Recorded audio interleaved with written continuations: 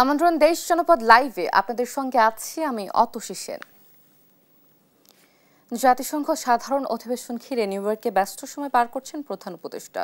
মূল অধিবেশনে অংশ নেওয়ার পাশাপাশি সাইডলাইন বৈঠক ও নানা কর্মসূচিতে অংশ নিচ্ছেন তিনি। প্রধান উপদেষ্টার যুক্তরাষ্ট্র সফর ফলো করছেন সহকর্মী সাইফুল রিপন। সফরের বিস্তারিত জানাতে দেশ টেলিভিশনের নিউজ রুম থেকে সরাসরি যুক্ত হচ্ছেন তিনি আমাদের সাথে। সাইফুল, নিশ্চয়ই শুনতে পাচ্ছেন আমাকে। সাইফুল, প্রধান উপদেষ্টার কর্মসূচি সম্পর্কে বিস্তারিত জানাবেন। জাতিসংঘের সাধারণ অধিবেশনের যেই ৮০তম অধিবেশন চলছে সেই অধিবেশনে যোগ দিতে প্রধান উপদেষ্টা ডক্টর মোহাম্মদ ইউনূস অধিবেশনে যোগ দেওয়ার পাশাপাশি কিন্তু বেশ কিছু সাইডলাইনের যে বিভিন্ন বৈঠক এবং সেমিনার বিভিন্ন বৈঠকে কিন্তু অংশগ্রহণ করছেন এবং বুধবারও প্রধান উপদেষ্টার কর্মব্যস্ত একটি দিন গিয়েছে এবং সেদিন কিন্তু বেশ কয়েকটি দেশের সরকার প্রধান এবং রাষ্ট্রপ্রধানের সঙ্গে তিনি সাক্ষাৎ করেছেন এবং দুই দেশের পারস্পরিক স্বার্থ সংশ্লিষ্ট বিষয়সহ নানা ইস্যুতে কথা হয়েছে। আমি যদি একে একে একটু বলার চেষ্টা করি যে প্রথমে একটি বৈঠকে তিনি অংশগ্রহণ করেছেন যেখানে বিশ্ব নেতাদের প্রতি একটি সমৃদ্ধ এবং স্থিতিশীল অর্থনীতি গড়ার জন্য একটা বিশ্ব নেতাদের প্রতি কিন্তু আহ্বান জানিয়েছেন তিনি এবং এসডিজি উত্তরণের জন্য বাংলাদেশের পাশে থাকার জন্য সক্ষম রাষ্ট্রগুলোর প্রতি আহ্বান জানিয়েছেন। এর পাশাপাশি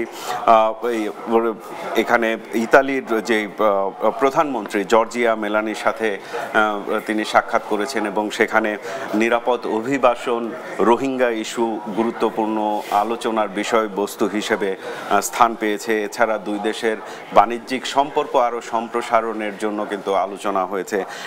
এদিন পাকিস্তানের প্রধানমন্ত্রী শাহবাজ শরীফের সাথে প্রধান উপদেষ্টা ডক্টর মোহাম্মদ ইউনূস সাক্ষাৎ করেছেন এবং সেখানকার প্রধানমন্ত্রী অন্তর্বর্তী সরকারের প্রধান উপদেষ্টা ডক্টর মোহাম্মদ ইউনূসকে পাকিস্তান সফরের আমন্ত্রণ জানিয়েছেন এবং এই বৈঠকটিতেও কিন্তু দুই দেশের পারস্পরিক স্বার্থ সংশ্লিষ্ট বিষয়ের পাশাপাশি যে আঞ্চলিক যেই বিভিন্ন ইস্যু রয়েছে সেই ইস্যুগুলো নিয়ে আলোচনা হয়েছে এবং এদিন ফিনল্যান্ডের প্রেসিডেন্ট আলেকজান্ডার স্টাবের সাথে সাক্ষাৎ হয়েছে প্রধান উপদেষ্টা ডক্টর মোহাম্মদ ইউনূসের। এছাড়া ইউএস বাংলাদেশের বিজনেস ব্যবসায়ের সাথে যারা সম্পর্কিত তাদের নিয়ে একটি বৈঠক অনুষ্ঠিত হয়েছে এবং সেই বৈঠকে বাংলাদেশে যেই সব মার্কিন বিনিয়োগকারী প্রতিষ্ঠানগুলো রয়েছে এর বাইরে অন্যান্য প্রতিষ্ঠান যারা রয়েছে তাদের প্রতি বাংলাদেশে বিনিয়োগ করার জন্য আহ্বান জানানো হয়েছে এবং যারা বিনিয়োগকারী প্রতিষ্ঠানগুলো ইতিমধ্যেই যুক্তরাষ্ট্রের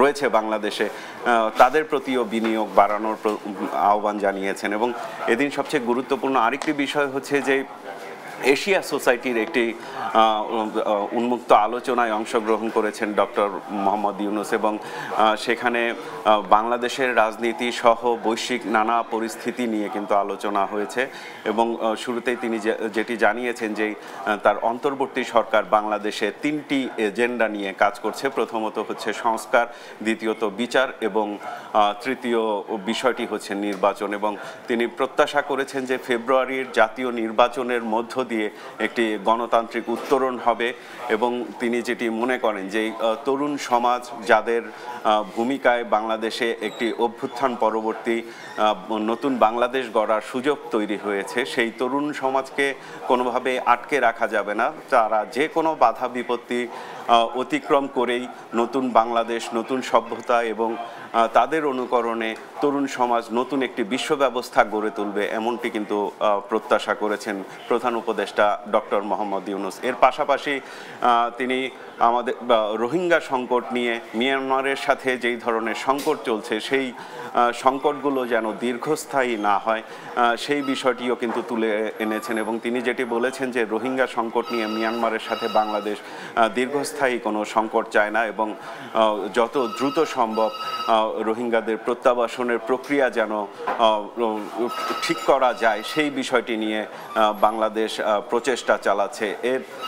এছাড়াও এই যে দক্ষিণ এশিয়ার দেশগুলো রয়েছে সেই দক্ষিণ এশিয়ার দেশগুলোর পারস্পরিক যে সহযোগিতার জন্য আঞ্চলিক বিভিন্ন সংগঠনগুলো কাজ করছে সেই সংগঠনগুলো নিয়েও তিনি কথা বলেছেন এবং তিনি যেটি বলেছেন যে সার্কের মতো একটি গুরুত্বপূর্ণ সংগঠন দীর্ঘদিন ধরে অকার্যকর হয়ে আছে পার্শ্ববর্তী একটি দেশের কারণে এবং যেই সব কারণে এই অঞ্চলের যেই দেশগুলো রয়েছে সেই দেশগুলো একটি দেশ আরেকটি দেশের কাছ থেকে যতটুকু পারস্পরিক সহযোগিতা প্রত্যাশিত ছিল সেই প্রত্যাশার জায়গাটা পূরণ করতে পারছে না এবং সেই কারণে সার্ককে পুনরুজ্জীবিত করার পাশাপাশি আসিয়ানের সদস্য রাষ্ট্র হিসেবেও বাংলাদেশের অন্তর্ভুক্ত হওয়া উচিত এমনটি প্রস্তাবনা কিন্তু প্রধান উপদেষ্টা ডক্টর মোহাম্মদ ইউনূস করেছেন এবং তিনি যেটি বলেছেন যে এই যে দক্ষিণ এশিয়ার দেশগুলো রয়েছে যেই সব দেশের যেই সংকটগুলো অন্য দেশের সহায়তায় সমাধান করা সম্ভব সেই সমাধানের পথগুলো খুঁজে বের করতে হবে এবং পারস্পরিক সহযোগিতায় যে আঞ্চলিক জোট সেই জোটটাকে কার্যকর করার উপর কিন্তু তিনি গুরুত্ব আরোপ করেছেন এবং এই যে তরুণ সমাজ তরুণ প্রজন্ম নতুন একটি বিশ্ব ব্যবস্থা গড়ে তুলছে সেই বিশ্ব ব্যবস্থার পথে আসলে কোনো ধরনের বাধা কাজ করবে না এবং যে কোনোভাবেই প্রত্যাশা অনুযায়ী তরুণ সমাজের প্রত্যাশা অনুযায়ী নতুন বিশ্ব ব্যবস্থা গড়ে উঠবে বলেও প্রত্যাশার কথা জানিয়েছেন প্রধান উপদেষ্টা ডক্টর মোহাম্মদ ইউনূস। তো আজকেও বিভিন্ন দেশের সরকার প্রধান এবং রাষ্ট্রপ্রধানের সঙ্গে সাক্ষাৎ করবেন প্রধান উপদেষ্টা ডক্টর মোহাম্মদ ইউনূস এবং আমরা সারাদিন সেগুলো নজরে রাখছি এবং সর্বশেষ কি তথ্য পাওয়া যায় সেগুলো আমরা আপনার মাধ্যমে পরবর্তীতে দর্শকদের জানানোর চেষ্টা করব। অতসী। সাইফুল, ধন্যবাদ আপনাকে। দর্শক, প্রধান উপদেষ্টার যুক্তরাষ্ট্র সফর নিয়ে সব খবরাখবর রাখছেন আমাদের সহকর্মী সাইফুল রিপন, সে বিষয়েই জানাচ্ছিলেন তিনি। আন্তর্জাতিক অপরাধ ট্রাইব্যুনালে চানখারপুল গণহত্যা অস্ট্রেলিয়ায় 6 মরদেহ পোড়ানোর মামলায় সাক্ষ্য গ্রহণ আছে। এ বিষয়ে আরো জানাতে সরাসরি যুক্ত হচ্ছেন সহকর্মী সাবরিনা মজুমদার। সাবরিনা, কখন সাক্ষ্য গ্রহণ শুরু হবে এবং মামলার বিস্তারিত কি জানাবেন?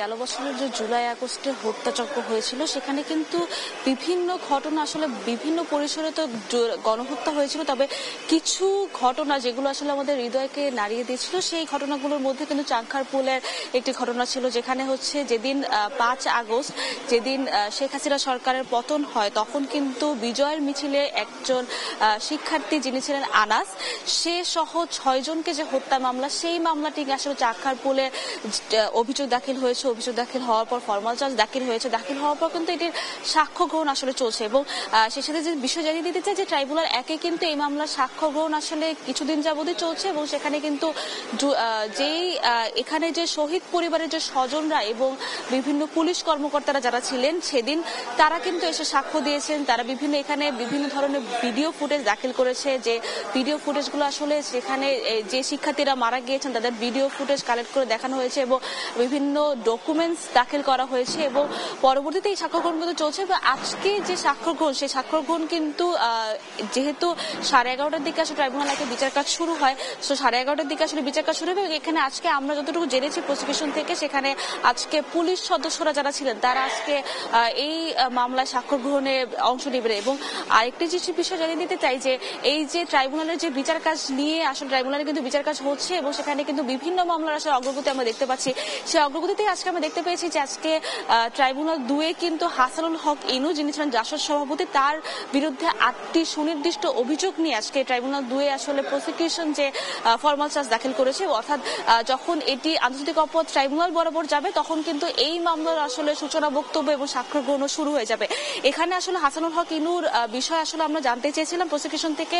আমাদেরকে প্রসিকিউটর গাজী এম ইসলাম যেটি জানিয়েছেন যে তিনি মুম্বাইতে মিররে আসলে এটির বিষয়ে একটি গণহত্যার বিষয়ে একটি বক্তব্য দিয়েছিলেন এবং সেই সাথে এই যে জুলাই আগস্ট গণহত্যা যে হয়েছে কুষ্টিয়ায় 7 জনকে হত্যা মামলা এবং সেই সাথে এই যে কুষ্টিয়া জুড়ে যেখানে বিভিন্ন আইন যে পুলিশ কর্মকর্তারা যারা ছিলেন তাদেরকে আসলে নির্দেশ দিয়েছিলেন এবং উস্কানি দিয়েছিলেন যে সেখানে যাতে গণহত্যা ঘটানোর জন্য পুলিশকে নির্দেশ দিয়েছিলেন যে আন্দোলন দমানোর জন্য। তো এই সমগ্র জুলাই আগস্ট গণহত্যা সেই গণহত্যারই 8টি সুনির্দিষ্ট অভিযোগ নিয়ে হাসানুল হক ইনুর বিরুদ্ধে এই যে ট্রাইব্যুনালে এই যে রেজিস্ট্রার জেনারেল বরাবর আন্তর্জাতিক অপরাধ ট্রাইব্যুনালের রেজিস্ট্রার জেনারেল বরাবর তিনি এই ফরমাস চার্জ দাখিল করেছেন। অর্থাৎ যখন ট্রাইব্যুনাল 2 এই যে ফরমাস চার্জ আমলে নিবেন তখন থেকে কিন্তু এই মামলার সূচনা বক্তব্য শুরু হবে এবং সূচনা বক্তব্য এবং সাক্ষ্য গ্রহণের দিনও কিন্তু ধার্য হয়ে যাবে। তো এখন পর্যন্ত আসলে যেহেতু চাংখারপুল আশুলিয়ার মামলার সাক্ষ্য গ্রহণের তারিখ ধার্য করা ছিল আজকে, দুটোর একটিরও বিচার কাজ এখন পর্যন্ত শুরু হয়নি। যখন বিচার কাজ শুরু হবে তখন আসলে সাক্ষ্য গ্রহণে আজকে নতুন কি তথ্য আসে সেটি আসলে আমি আপনার মাধ্যমে দর্শকদের জানাতে পারবো। তো এখন পর্যন্ত এই ছিল সর্বশেষ খবর আন্তর্জাতিক অপরাধ ট্রাইব্যুনাল থেকে। অতসী। সাবরিনা, ধন্যবাদ আপনাকে। দর্শক, ট্রাইব্যুনাল আজ 2 মামলা সাক্ষ্য গ্রহণ চলছে, সে বিষয়ে ট্রাইব্যুনালের সর্বশেষ আপডেট জানাচ্ছিলেন আমাদের সহকর্মী। পটুয়াখালীর সাগরকন্যা কুয়াকাটার উপকূলে সৃষ্ট লঘুচাপের প্রভাবে সমুদ্র উত্তাল হয়ে উঠেছে। এতে শত শত জেলে মাছ ধরতে না পেরে খালি হাতে ঘাটে ফিরছেন। এ বিষয়ে আরো জানাতে সরাসরি যুক্ত হচ্ছেন সহকর্মী KM শাহাবুদ্দিন শিহাব। শিহাব, নিশ্চয়ই শুনতে পাচ্ছেন আমাকে। শিহাব, সাগরের পরিস্থিতি এখন কেমন দেখছেন এবং জেলেদের নিরাপত্তায় কি ব্যবস্থা নেওয়া হয়েছে জানাবেন। জি অতসী, আপনাকে ধন্যবাদ। বঙ্গোপসাগরে যে সৃষ্ট লঘুচাপটি কিন্তু ইতিমধ্যে যে ভারতের উড়িষ্যা সেখানে অবস্থান করেছে, এর প্রভাবে কিন্তু কুয়াকাটার যে সমুদ্র সৈকত, সে সমুদ্র সৈকত কিন্তু অনেকটাই ফুসে উঠেছে। সকাল থেকে যে সমুদ্রের যে বড় বড় ঢেউ, সে ঢেউগুলো কিন্তু তীরে আসতে পড়ছে এবং এই উত্তাল সমুদ্রে কিন্তু টিকতে না পেরে মাছ শিকারে যাওয়া যে সকল ট্রলার রয়েছে সেগুলো কিন্তু ইতিমধ্যে তীরে আসতে শুরু করেছে। গতকালকে থেকে তীরে আসতে শুরু করেছে। ইতিমধ্যে প্রায় শত শত ট্রলার কিন্তু মহিপুর আলিপুর যে মৎস্য বন্দর, সে মৎস্য বন্দরে কিন্তু নগর করেছে। পাশাপাশি কুয়াকাটা সৈকত সকাল থেকে কিন্তু যে রৌদ্রের যে তাপ, সে তাপ কিন্তু অনেকটা বেড়েছে। পাশাপাশি যে গরমের তীব্রতাও কিন্তু বেড়েছে। এখানকার যে সকল ক্ষুদ্র ব্যবসায়ীরা রয়েছেন, যে সকল আইসক্রিম বিক্রেতা বা যে ডাব বিক্রেতা, তাদের কিন্তু যে এক ধরনের যে ব্যস্ততা, তাদের বেচা বিক্রি কিন্তু এই গরমের তীব্রতার কারণে কিন্তু বেড়েছে। কিন্তু ঘুরতে আসা পর্যটকরা তীব্র গরমকে উপেক্ষা করে কিন্তু সমুদ্রের যে উত্তাল ঢেউ কিন্তু তারা তাদের নিজেদের একটু গা ভাসিয়ে নিচ্ছেন এবং মাছ শিকারে যে গত কিছুদিন আগে 3-4 দিন আগে কিন্তু সমুদ্রগামী যে সকল ট্রলার তারা মাছ শিকারে গিয়েছিল, বৈরী আবহাওয়ায় তাদের পড়তে হয়েছে। এর কারণে কিন্তু তাদের বারবার কিন্তু যে লোকসান, সে লোকসান কিন্তু গুনতে হচ্ছে। এবং আমি এখানকার যে মৎস্য বন্দর কর্মকর্তা তাদের সাথে কথা বলেছিলাম, তারা বলেছেন যে ভাই বারবার বৈরী আবহাওয়া, আবার আগামী 4 অক্টোবর থেকে 22 দিনের নিষেধাজ্ঞা, সব মিলিয়ে কিন্তু তারা কিন্তু জেলেরা কিন্তু দিশেহারা হয়ে পড়েছেন। এবং আবহাওয়া অফিসে আমি কথা বলেছিলাম, তারা বলেছেন যে আগামী 24 ঘন্টায় কিন্তু আরো একটি লঘুচাপ সৃষ্টি হতে পারে এবং সেই লঘুচাপ গুলো ঘনীভূত হয়ে কিন্তু নিম্নচাপও পরিণত হতে পারে কিন্তু আবহাওয়া অফিস আশঙ্কা করেছে। এবং মৌসুমী বায়ু সক্রিয় থাকার কারণে কিন্তু উপকূল জুড়ে কিন্তু কোনো বৃষ্টির দেখা নেই। বৃষ্টি না থাকার কারণে কিন্তু সে গরমের তীব্রতা কিন্তু অনেকটাই বেড়েছে। তো কুয়াকাটার উপকূল থেকে আমার কাছে আবহাওয়া নিয়ে ছিল সর্বশেষ। শিহাব, ধন্যবাদ আপনাকে। দর্শক, কুয়াকাটা থেকে সরাসরি যুক্ত ছিলেন আমাদের সহকর্মী শিহাব, তিনি জানাচ্ছিলেন সেখানকার সর্বশেষ পরিস্থিতি। উপবাজারকে লাঞ্ছিত করার সঙ্গে জড়িতদের শাস্তি এবং পোষ্য কোটা পুনর্বহালের দাবিতে 5ম দিনের মতো চলছে রাজশাহী বিশ্ববিদ্যালয়ের শাটডাউন কর্মসূচি। এ নিয়ে আরো জানাতে সরাসরি যুক্ত হচ্ছেন সহকর্মী কাজী শাহেদ। সকাল থেকে ক্যাম্পাসের পরিস্থিতি কেমন দেখছেন, বিস্তারিত জানাবেন।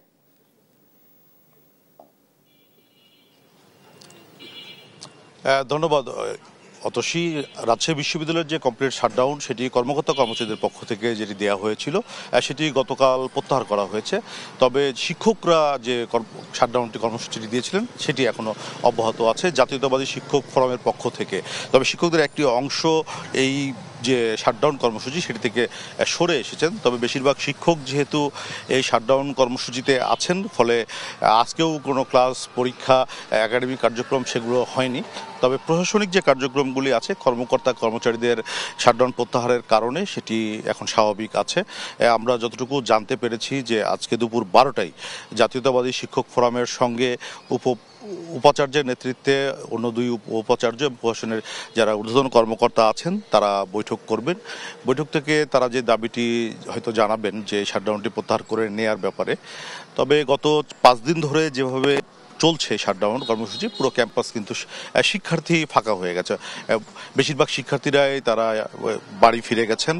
হলগুলিতেও এখন ফাঁকা। যারা একান্তই প্রয়োজন ছাড়া অনেকেই হলে নেই, কারণ দীর্ঘ ছুটি শুরু হয়ে যাবে, পুজোর ছুটি আছে এবং প্রায় 8 তারিখ পর্যন্ত ছুটি চলবে। তারপরে যেহেতু আবারও ক্যাম্পাসে ফিরবে, ফলে এই সুযোগটি অনেকেই বাড়িতে চলে গেছেন।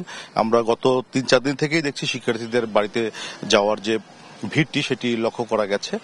ফলে রাকসুর যে নির্বাচন সেটিতে যেহেতু ভোট গ্রহণের তারিখটি পেছানো হয়েছে, ফলে সেটিতেও একটা প্রভাব পড়েছে। শিক্ষার্থীরা আগেই যেহেতু আজকের দিনে ভোট হওয়ার কথা ছিল রাকসুতে, একটা উৎসবমুখর পরিবেশে ভোট হবে এমনটি প্রত্যাশা অনেকে করেছিলেন, কিন্তু শিক্ষক কর্মচারীদের কমপ্লিট শাটডাউনের কারণে সেটি ভেস্তে যায় এবং আজকের ভোট গ্রহণের তারিখটি পিছিয়ে 16ই অক্টোবর করা হয়েছে। সেই তারিখে যেহেতু ভোট হবে, দীর্ঘ একটা বিরতি, এর ফাঁকে যারা প্রার্থী ছিলেন তারাও অনেকেই ফিরে বাড়ি গেছেন।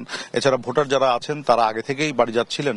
পরে ক্যাম্পাসটি পুরোপুরি ফাঁকা হয়ে গেছে। একাডেমিক কার্যক্রম, ক্লাস, পরীক্ষা যা কিছু ছিল সেগুলো এখন পর্যন্ত শুরু হয়নি সেভাবে।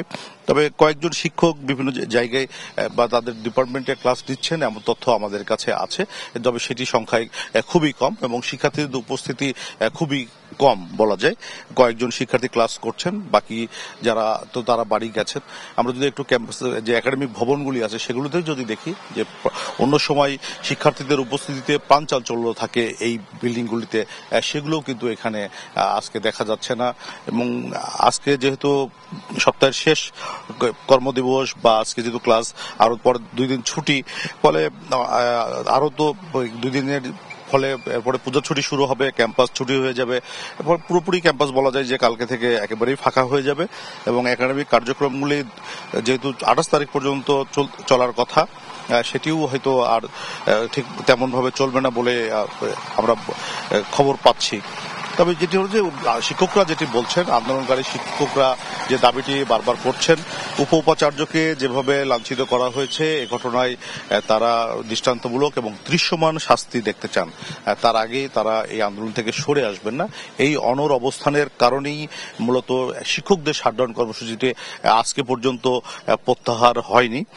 তবে বিশ্ববিদ্যালয় প্রশাসনের পক্ষ থেকে যেটি বলা হয়েছে যে তারা 2টি তদন্ত কমিটি গঠন করেছেন, একটি অভ্যন্তরীণ এবং একটি বিচার বিভাগীয় তদন্ত কমিটি। সেই তদন্ত কমিটিগুলির তদন্ত রিপোর্ট পাওয়ার পরই উপাচার্যকে লাঞ্ছিতের ঘটনায় যারা দায়ী তাদের বিরুদ্ধে ব্যবস্থা নেয়ার যে সুপারিশ থাকবে সেই অনুযায়ী তারা ব্যবস্থা নেবেন। কিন্তু শিক্ষকরা চান এখনই তারা দৃশ্যমান একটি শাস্তির দাবি এবং 7 কর্মদিবসের একটি আলটিমেটাম ইতিমধ্যেই কর্মকর্তা কর্মচারীদের পক্ষ থেকে দেয়া হয়েছে। ফলে আজকে 12টার পরে আসলে বোঝা যাবে যে কমপ্লিট শাটডাউন চলবে নাকি সেটি আজকেই সে প্রত্যাহার হচ্ছে। তো অতসী, এই ছিল রাজশাহী বিশ্ববিদ্যালয় থেকে আমার কাছে সর্বশেষ। ফিরছি স্টুডিওতে। শাহেদ, ধন্যবাদ আপনাকে। দর্শক, রাজশাহী বিশ্ববিদ্যালয়ের শিক্ষকদের কর্মবিরতি চলছে, সে বিষয়ে রাজশাহী বিশ্ববিদ্যালয় থেকে সর্বশেষ পরিস্থিতি জানাচ্ছিলেন আমাদের সহকর্মী। ফেনী ও ঝালকাঠিতে দিন দিন বাড়ছে ডেঙ্গু সংক্রমণ, এতে জনমনে বাড়ছে উদ্বেগ। এ বিষয়ে আরো জানাতে সরাসরি যুক্ত রয়েছেন সহকর্মী তোফায়েল আহমেদ নিলয় ও নাইম হাসান ইমন। প্রথমে যাচ্ছি ফেনীতে, সেখানে রয়েছেন তোফায়েল। বর্তমানে সংক্রমণের অবস্থা কি? স্বাস্থ্য বিভাগের পক্ষ থেকে কি ধরনের পদক্ষেপ নেওয়া হয়েছে জানাবেন। ধন্যবাদ আপনাকে। আসলে বলে রাখি যে ফেনীতে ইতিমধ্যে যে বর্ষা সেটি চলে গেলেও কিন্তু ইতিমধ্যে ডেঙ্গু সেটি কিন্তু চোখ রাঙাচ্ছে। আমরা দেখেছিলাম যে গত 48 ঘন্টায় ফেনীতে 5 জনের ডেঙ্গু শনাক্ত হয়েছে। চলতি মাসে আমরা দেখেছিলাম যে চলতি বছরের মধ্যে এই চলতি মাসে কিন্তু সর্বোচ্চ ডেঙ্গু ফেনীতে শনাক্ত হয়েছে, যার পরিমাণ ছিল 52 জন। তবে আমরা দেখেছিলাম যে এই যে 52 জন যারা ডেঙ্গুতে আক্রান্ত হয়েছে তারা ফেনী এবং কি বিভিন্ন জেনারেল হাসপাতালগুলো সহ আশপাশের যে হাসপাতালগুলো রয়েছে সেগুলোতে তারা কিন্তু তারা সেখানে চিকিৎসা নিয়েছিলেন।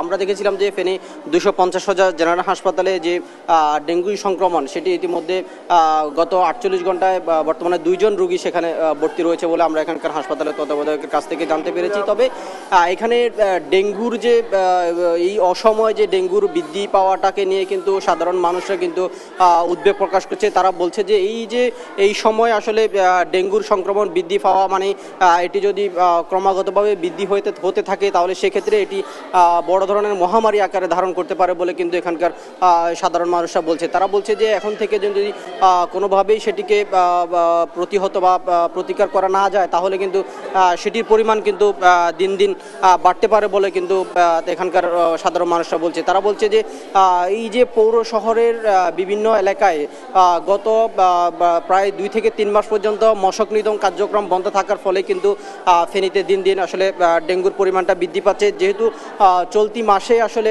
যেহেতু 52 জনের মতো আক্রান্ত হয়েছে সেক্ষেত্রে আসলে বড় ধরনের প্রভাব পড়তে পারে বলে কিন্তু তারা মনে করছে। সেছাড়াও আমরা এখানকার পৌর প্রশাসক গোলাম মোহাম্মদ বাতানের সাথে কথা বলেছি। তিনি বলছিলেন যে তাদের যে মশক নিধন কার্যক্রম সেটি কিন্তু দীর্ঘদিন বন্ধ থাকার ফলে কিন্তু শহরে মশা মাছির উৎপাত সহ বিভিন্ন উপদ্রব বেড়েছে, যার ফলে কিন্তু আমরা দেখেছিলাম যে শহরের বিভিন্ন এলাকায় মশা মাছির উৎপাত বেড়েছে। সেক্ষেত্রে চিকনগুনিয়া সহ যে সকল মশাবাহিত রোগ সেগুলো কিন্তু বৃদ্ধি পাচ্ছে।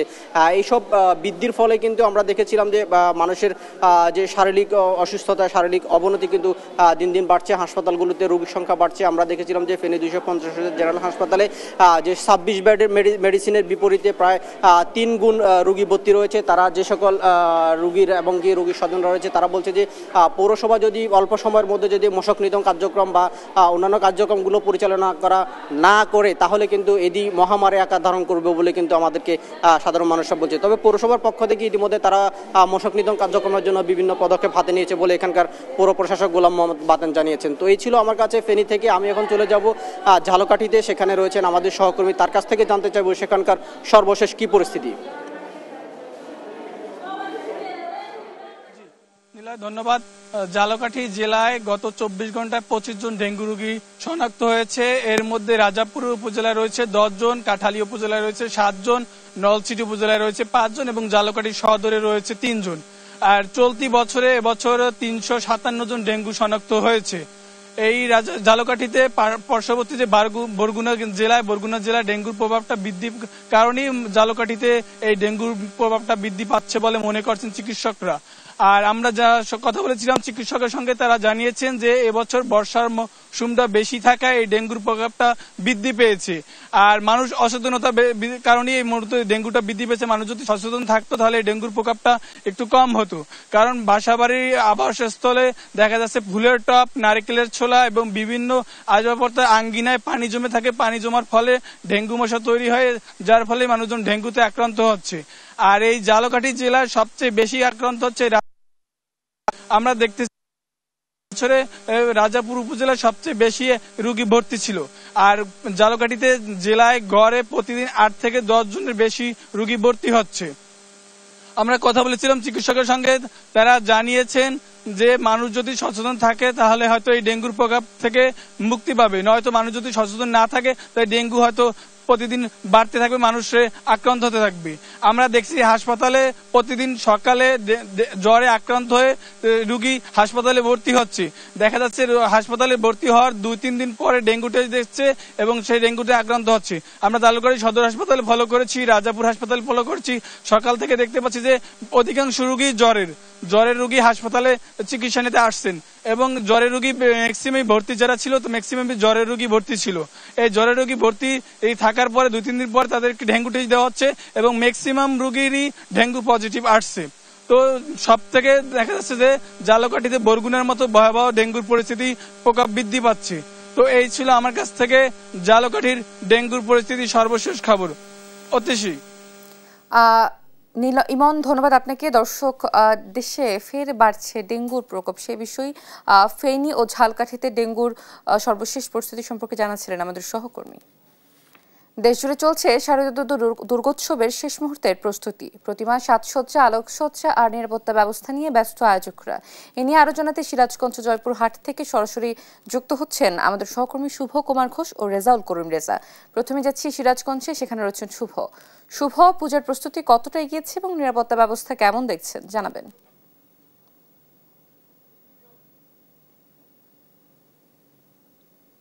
আসলে আর একদিন পরে মহাপঞ্চমী, তার ঠিক পরের দিন মহাষষ্ঠীর মধ্যে দিয়ে কিন্তু শুরু হবে শারদীয় দুর্গাপূজা। একদম শেষ মুহূর্তের প্রস্তুতি কিন্তু এখন চলছে। প্রত্যেকটা প্রায় মণ্ডপে কিন্তু পৌঁছে গিয়েছে দুর্গা প্রতিমা। এখন চলছে আসলে প্রতিমা রঙের কাজ। এখন মাকে কিন্তু যে হিন্দু ধর্মাবলম্বীদের মতে যে শারদীয় যে দুর্গাপূজা, দেবী দুর্গা মাকে কিন্তু আসলে রূপ দিতে ব্যস্ত কারিগররা। এর পাশাপাশি যে মণ্ডপগুলো আছে সেই মণ্ডপগুলোতে চলছে আলোকসজ্জা সহ প্যান্ডেলের যে কাজগুলো আছে সেই কাজগুলো। মানুষ কিন্তু একদম হিন্দু ধর্মাবলম্বীরা পুরোপুরি প্রস্তুত হয়ে গিয়েছেন এই শারদীয় দুর্গাপূজার জন্য। আমরা যে মন্দিরটাতে আছি, এটা সিরাজগঞ্জের তারাশ উপজেলার ঘোষপাড়া যে শারদীয় দুর্গা মন্দির আছে, এখানে আপনি দেখতে পাচ্ছেন যে এখানেও যে মূল প্রতিমাটা চলে এসছে এবং এখানে যে প্যান্ডেলের যে কাজগুলো সেই কাজগুলো চলছে। এরপরে আলোকসজ্জার কাজ শুরু হবে। আমরা কথা বলেছিলাম আসলে জেলা প্রশাসন এবং এই স্থানীয় এইখানকার উপজেলা প্রশাসনের সঙ্গেও। তারা কিন্তু বলছেন যে সার্বিক সহযোগিতার জন্য তারা প্রস্তুত আছেন। এবারে শারদীয় দুর্গাপূজাটা অন্যান্য বছরের চেয়ে আরো সুন্দর হবে, এমনটাই প্রত্যাশা। আমরা একটু কথা বলি আসলে যে তারাশের যিনি উপজেলা পূজা উদযাপন পরিষদের যিনি আহ্বায়ক আছেন, ডাক্তার গোপাল চন্দ্র ঘোষ, আমরা একটু তার কাছে জানতে চাইবো যে এই বছরে আসলে তারাশে আপনাদের পুজোর প্রস্তুতিটা কেমন, কোনো প্রতিবন্ধকতা দেখছেন কিনা। ধন্যবাদ। আমাদের এখানে পূজার প্রস্তুতি খুব সুন্দরভাবে চলছে। বিভিন্ন আনুষ্ঠানিকতার ভিতর দিয়ে এরা এগিয়ে যাচ্ছে। এইখানে আমরা কোনো প্রতিবন্ধকতা এখন পর্যন্ত দেখছি না এবং আমরা আশাবাদী যে আমাদের পূজাটা শুরু থেকে শেষ পর্যন্ত খুব সুন্দরভাবে হবে। উপজেলা প্রশাসন থেকে আপনারা কোনো সাপোর্ট পাচ্ছেন কিনা, বা অন্যান্য রাজনৈতিক যে দলগুলো আছে তাদের সঙ্গে আপনাদের কোনো আলোচনা হচ্ছে কিনা? হ্যাঁ, আমরা উপজেলা পর্যায় থেকে আমরা প্রচুর সাপোর্ট পাচ্ছি এবং ওনাদের আন্তরিকতার কোনো গ্যাপ নেই। আমরা যখনই তাদেরকে স্মরণ করছি, আমাদের ইউনো মহোদয় উনি আমাদের সঙ্গে সঙ্গে মানে সাড়া দিচ্ছেন। তারপরে আমরা ইতিমধ্যে যে সরকারি বরাদ্দটা পেয়েছি সেটা আমরা সকল পূজা মণ্ডপে আমরা ডিস্ট্রিবিউশন করেছি এবং এখানে স্থানীয়ভাবে হিন্দু, মুসলিম, বৌদ্ধ, খ্রিস্টান আমাদের জাতি মানে ধর্ম নির্বিশেষে সবাই আমাদের এই পূজাকে সহযোগিতা করছেন এবং দলীয়ভাবে সকল দলীয় নেতাকর্মীদের অংশগ্রহণ সেখানে অব্যাহত আছে। ধন্যবাদ আপনাকে। আসলে এর বাইরে কিন্তু জেলা প্রশাসনের পক্ষ থেকে পূজা নির্বিঘ্ন করতে যে দেশীয় মদের দোকান আছে আসলে জেলায় 3টি, সেই দেশীয় মদের দোকানগুলো কিন্তু 15 দিনের জন্য বন্ধ ঘোষণা করা হয়েছে। পাশাপাশি যে জেলায় 5 শতাধিক দুর্গা মণ্ডপ রয়েছে সেই দুর্গা মণ্ডপে নিরাপত্তার জন্য র্যাব, সেনাবাহিনী, পুলিশ, আনসার সহ বিভিন্ন গোয়েন্দা সংস্থা কিছু কাজ করবেন। অথচ এই ছিল আমার কাছে সর্বশেষ। আমাদের সঙ্গে যুক্ত আছেন সহকর্মী রেজা জয়পুরহাট থেকে। আর রেজা, আপনি একটু আমাদেরকে জানাবেন যে জয়পুরহাটে দুর্গাপূজার সর্বশেষ প্রস্তুতি কেমন রয়েছে? হ্যাঁ, ধন্যবাদ শুভ। আমি এখন দাঁড়িয়ে আছি জয়পুরহাটের, এটা হচ্ছে মাদারগঞ্জ মন্দিরে। এই মন্দিরটা কিন্তু জয়পুরহাট জেলার মধ্যে সবচেয়ে বড় মন্দির না হলেও এখানে পূজাটা কিন্তু বড় আকারেই কিন্তু এখানে হয় এবং জেলার মধ্যে মোটামুটি সাজসজ্জা বা এই মন্দিরে কিন্তু আশপাশের এলাকা থেকে বিভিন্ন শ্রেণী পেশার মানুষ, শুধুমাত্র যে হিন্দু এবং সনাতন ধর্মাবলম্বীরাই আসেন তা নয়। এখানে কিন্তু এই যে আপনারা দেখছেন যে এখানে ডেকোরেশনের কাজ চলছে এবং এখানে কিন্তু অনেক সুন্দরভাবে একটা গ্রামীণ প্রাকৃতিক পরিবেশে কিন্তু এখানে এই মন্দিরটাতে সাজানো হয়। আপনারা এখানে ডেকোরেশনের কাজ করছেন এবং বলা যায় তাদের সাথে আমি কথা বলেছি, তারা কিন্তু ব্যস্ত সময় পার করছেন এবং তাদের যেটি জানিয়েছেন যে এই যে মানে পূজা যে 27 তারিখ থেকে তাদের শুরু হবে, কিন্তু 28 তারিখ থেকে কিন্তু আনুষ্ঠানিকভাবে কিন্তু পূজা শুরু হবে। এখানে যারা পূজা এই কমিটির যারা যুক্ত আছেন তাদের সঙ্গে আমি ছোট্ট করে জানতে চাইবো যে আপনারা তো পূজা করতে এসেছেন, কেমন লাগছে? অন্য বছরের চেয়ে এবারে কেমন প্রস্তুতি আপনাদের? অন্য বছরের থেকে এবার একটু আমরা বেশি সুন্দর করছি।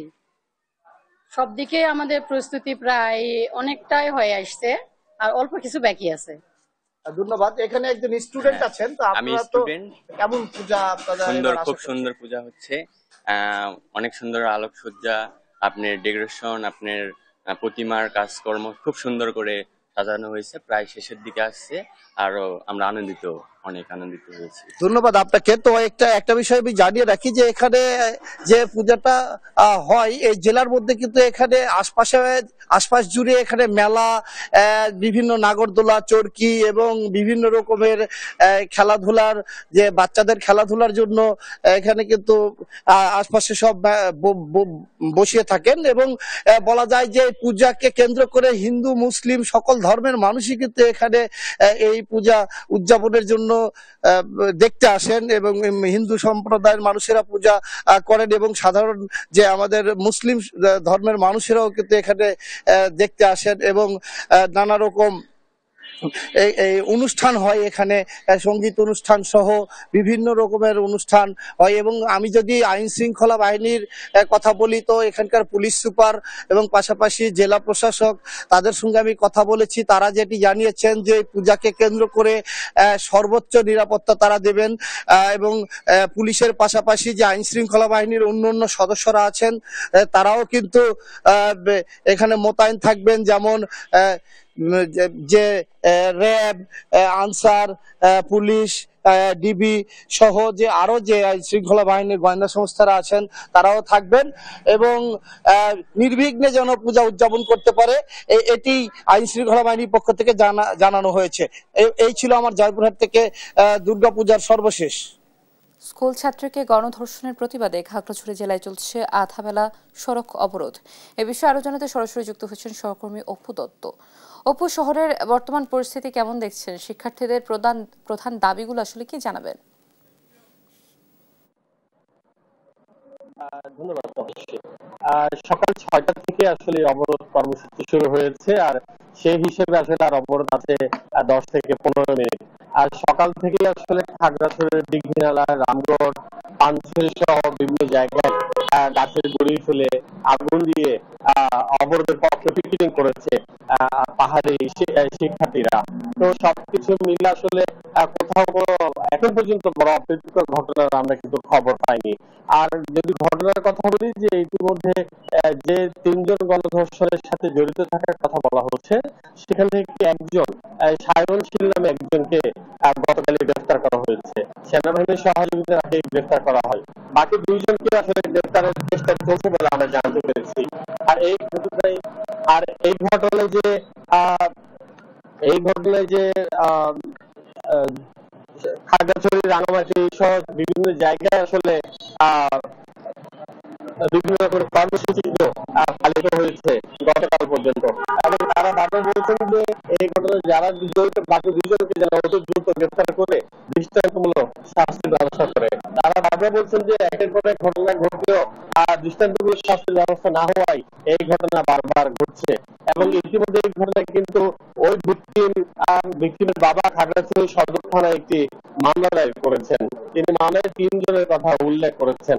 সবকিছু মিলে আসলে খাগড়াছড়িতে এই অবরোধকে কেন্দ্র করে পাহাড়ি যে 3টি সংগঠন আছে ইউপিডিএফ সমর্থিত, এই 3টি সংগঠন কিন্তু সমর্থন জানিয়েছেন, এবং সমর্থন জানিয়ে তারা কিন্তু বিভিন্ন জায়গায় পিকেটিং করছেন বলে আমরা জানতে পেরেছি।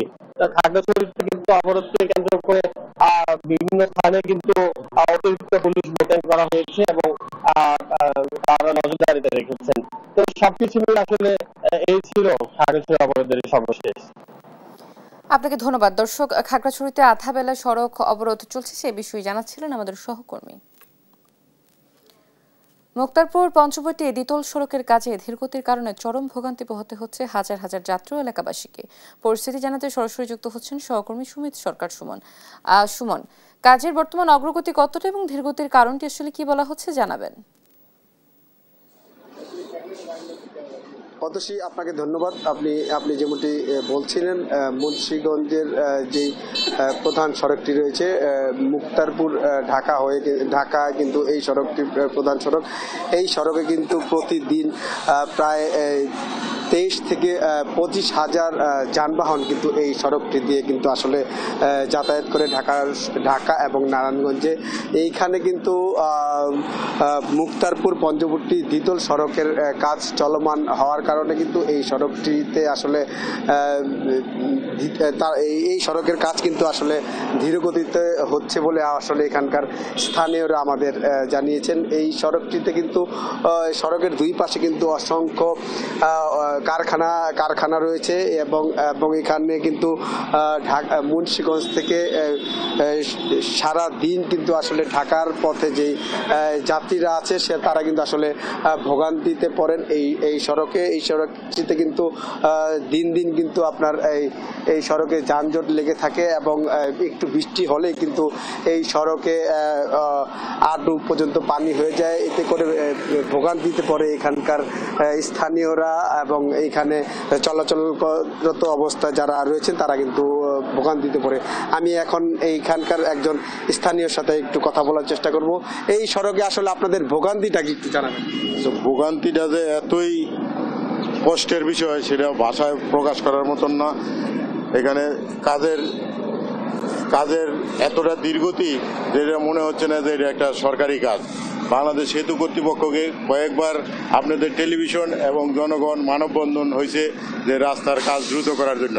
আমি আজকে বিনয়ের সহিত বলবো সেতু কর্তৃপক্ষের কাছে একটি দাবি যে কাঠপট্টি থেকে অন্তত মুক্তারপুর ব্রিজ পর্যন্ত এই কাজটা 1 কিলোমিটার কাজ, এখানে তার ফ্লাইওভার নাই, এই কাজটা যাতে দ্রুত শেষ করে মুন্সিগঞ্জবাসীর ভোগান্তি শেষ করে। আর সিমেন্ট ফ্যাক্টরির কাছে অনুরোধ করব যে অফিস টাইমটা 8টা থেকে 9টা পর্যন্ত এই 1 ঘন্টা অন্তত গাড়িটা আপনারা বন্ধ রাখেন যাতে মুন্সিগঞ্জবাসী সঠিক সময়ে অফিসটা করতে পারে। আচ্ছা, এইটার থেকে উত্তোলনের কি পথ আপনারা বলছিলেন? এখন উত্তোলনের পথ হলো সেতু কর্তৃপক্ষ বারবার বলছে যে আমরা এই মাসের যেহেতু 2025 সালের জুনে এই কাজটা শেষ হওয়ার কথা, এখন জুন পার হয়ে আমরা মনে করতেছি যে 27 সালের জন্য এটা শেষ করতে পারবো না। এত দীর্ঘতি, লোকজন 4-5 জন করে কাজ করতেছে। এটা আমি মনে করি জনবল বাড়িয়ে কাজ দ্রুত শেষ করার বিশেষভাবে অনুরোধ করছি। ধন্যবাদ আপনাকে। আপনি আসলে যেমনটি শুনছিলেন এইখানকার স্থানীয়রা কিন্তু বলছেন যে এই সড়কে যেভাবে